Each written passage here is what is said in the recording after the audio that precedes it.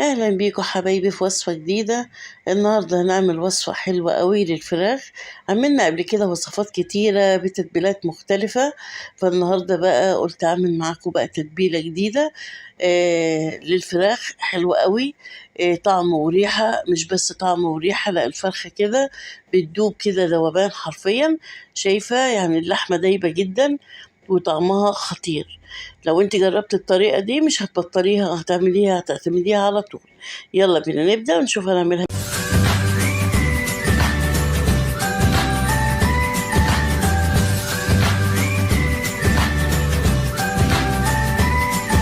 أول خطوة في وصفتنا النهاردة، في بولة كده هننزل بمعلقتين كبار من الزبادي. طبعا الزبادي اللي بتتباع الزبادي البلدي العادية. كمان هنزل بمعلقة كبيرة من الصلصة، عليها ربع فنجان من الخل وربع فنجان من الزيت. كمان عندنا عصير ليمونتين كبار، يعني بمقام ربع كوباية برضو من العصير.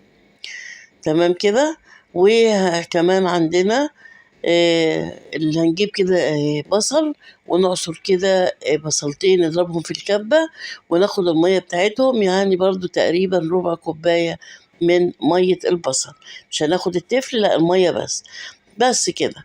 البهارات بقى ملح، فلفل اسمر، توم باودر، بصل باودر، بهارات فراخ، كل الكلام ده، بابريكا معلقه صغيره، معلقه صغيره من الكزبره الناشفه.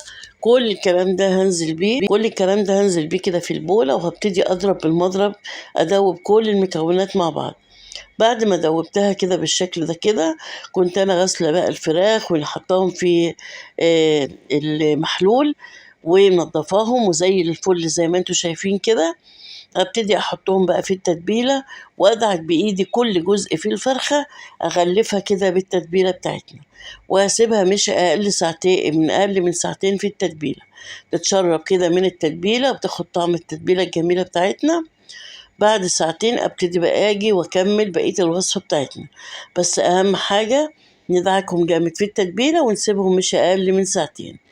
كمان يا سلام لو انت تقدري تسيبيهم بايتين في التلاجة ليلة كاملة، يا سلام على الطعم. هتبقى بصي طعم الفراخ خطير، يعني اكتر من احلى ما كمان ما هنعملها. تمام. طيب، بعد انا بقى ما هسيبهم عشان انا مستعجله، هسيبهم ساعتين بس. ارجع بقى للوصفه بتاعتنا بعد ما يفوت ساعتين، ونروح بقى على البوتاجاز. وفي حلة كده على البوتاجاز نص كيلو من البصل، هقطعه شرايح كده بالشكل ده كده. احط معلقتين سمنة كبار، وابتدي اشوح البصل لغاية ما يدبل، مش عايزاه يحمر او يغير لونه. بصل بس مجرد ما يدبل نكرمله كده يعني. تمام. احط بقى ملح وفلفل اسمر واقلبه كده على نار هادية. وبعد كده نجيب بقى الفراخ بتاعتنا، نعلي النار ونبتدي بقى نجيب الفراخ بتاعتنا ونقلبها كده مع البصل. طبعا الفراخ مش هنصفيها من التتبيلة ولا أي حاجة، هناخدها بحالها كده من التتبيلة ونحطها على البصل، وابتدي أقلبها كده مع البصل وهسيبها على النار. شايفين بدأ اللون بتاعها يغير؟ أنا مش هحط عليها أي حاجة تاني، هي بس كده. بعد ما خدت تشويحة كده مع البصل، فهشيلها بقى وارصصها في الصينية اللي أنا هسوي فيها بالشكل ده كده. طبعا شايفين لون الفراخ بدأ يغير، خدت تشويحة حلوة مع البصل. هبتدي أرصصه في الصينية اللي أنا هسوي فيها، وبعد كده هاخد كل البصل اللي أنا شوحته مع الفراخ وابتدي أحطه في الصينية كده على الفراخ بالشكل ده كده. مش هنحط صلصة ولا نحط طماطم ولا نحط أي حاجة، بس أنا هحط البصل اللي أنا شوحته. شايفين بس يعني وزعته كده على الفراخ كلها بالشكل ده كده.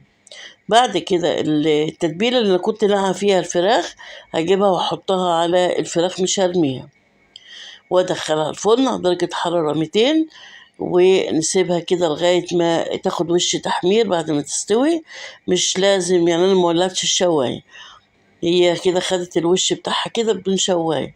بجد عايزة أقول لكم ريحتها كانت قلبة الدنيا. التتبيلة دي خطيرة، جربيها لو أنت ما عملتهاش قبل كده، بجد تحفة.